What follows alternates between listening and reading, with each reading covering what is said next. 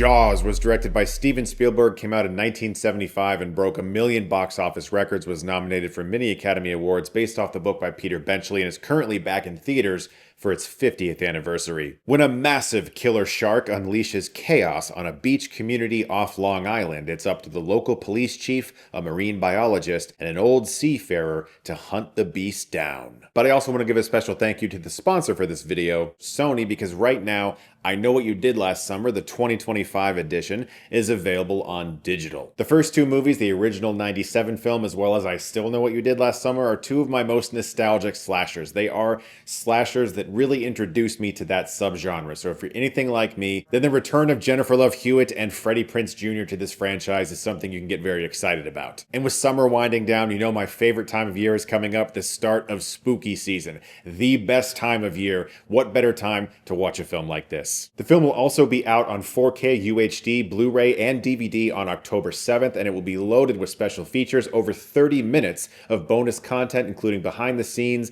bloopers, deleted scenes, Easter eggs, and more. So you can check out the film right now on digital, but look forward to the physical release on October 7th. Thank you so much to Sony for sponsoring this video. I have reviewed Jaws back in the day, and I've always wanted to talk about this movie again, and I figured the 50th anniversary is the perfect excuse. I got to see it tonight in a theater. I've seen this movie in a lot of different formats. I saw it initially in theaters on 35mm. A theater in Ohio called Cedar Lee did a showing way back in the day. It was a pretty dirty print, but it was still a really great experience. And I've also seen it at the drive-in paired as a double feature with Jurassic Park. Tonight, I decided to see it in a new format that I've never watched the film in before, 3D. I don't really love 3D movies. It's probably one of my least favorite ways to watch movies, but I heard that the 3D for this was actually pretty good, and I'm glad I saw it that way tonight, not just because it's a format I've never experienced Jaws in, but because it really drove home the point that Steven Spielberg is a phenomenal director, especially visually, because so many shots in this movie, which obviously was not a film shot for 3D, worked immensely in the format because Spielberg is an expert at putting things in the background,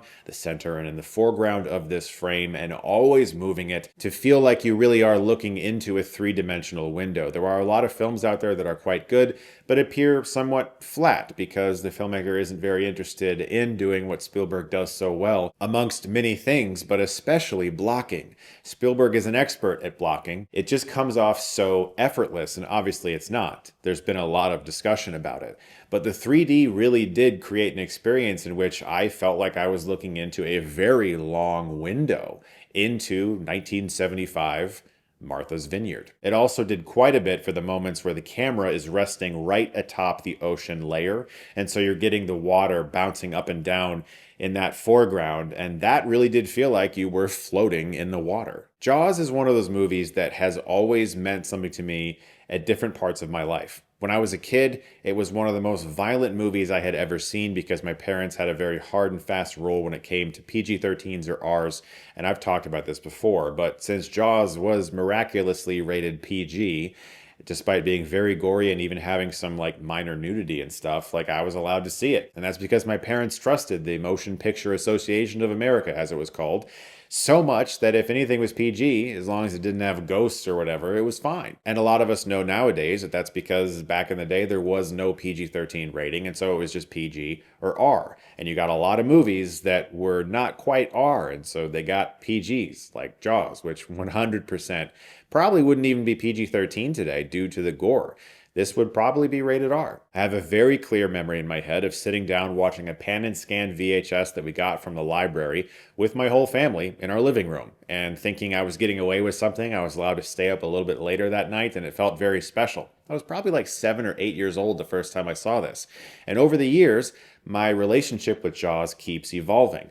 Eventually, I began to see so much value in it from a filmmaking perspective, and it started to inspire me quite a bit. Of course, John Williams' score has been a constant in my life, so much so to the point of parody, where you just are in the water or even in the pool with somebody and your friends and you're playing with them and you just start humming those notes because the score is just so iconic and it's inescapable. Eventually, it became the type of thing where I realized, as I already said, that I was seeking out different ways of seeing the movie in a theater because it gets re-released so many times. And now that I'm a dad and I have kids, my children have a Jaws little golden book. And I read that to them all the time. And they are very aware of the Jaws music, and they ask me to play it in the car quite often. I have played the Jaws soundtrack for them many, many times.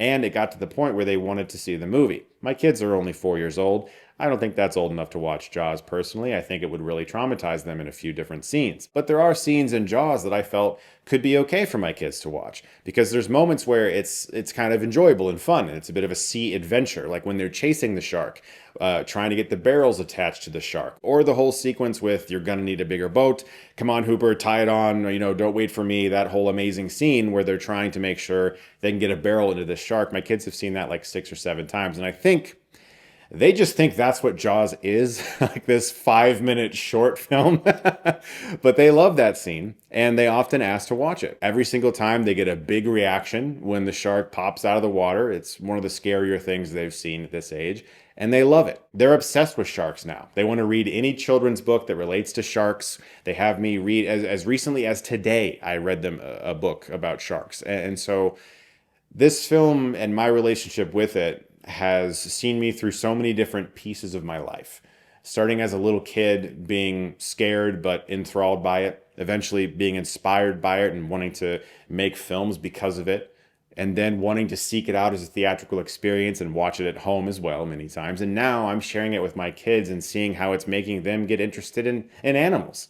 And it's really amazing. And I imagine as I get older and hopefully can see the 75th anniversary of this in theaters, maybe with my kids.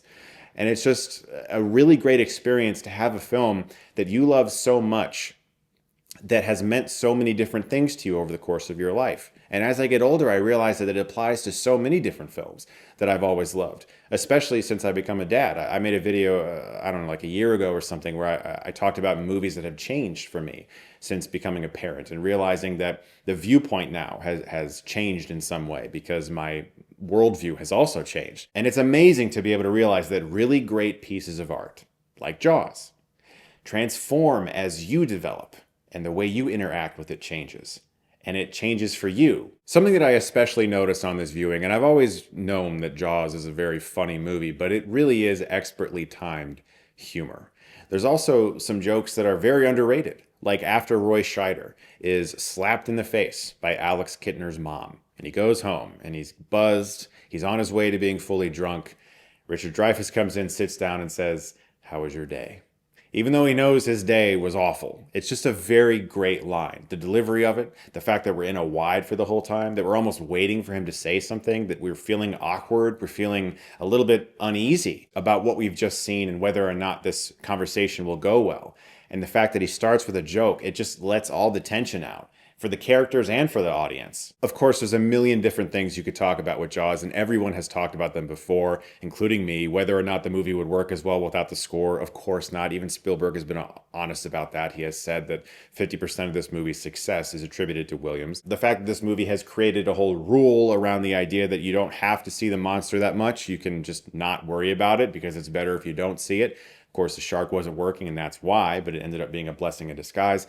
There's endless amount of things you could talk about that have been talked about before, but there's little tiny moments I've noticed over the years, and especially on this viewing, that stuck out to me. Like, for instance, there's that amazing Indianapolis monologue that Robert Shaw delivered and wrote so well. And at the end of that scene, he says, "I'll never put on a life jacket again." And later in the movie, when they think their boat is going to sink, he walks out and he throws life jackets to Brody and Hooper, but not him. And it's like, oh my God, that's great. Because you're thinking about the fact that he'd rather just drown than be eaten by a shark. I'm actually going to avoid spoilers in this. I know that's a little weird, but people are born every day and many of them haven't seen everything. I just went to a very awesome marathon of M. Night Shyamalan movies in New York. And I saw a lot of my favorite movies on 35 millimeter. And the theater was pretty packed for most of them. And there were gasps during some of the twists and moments that I just figured everybody on earth knows about. And there's a weird thing that happens when you get above 35. I think you realize, okay, well, I'm not like the target demographic of everything now.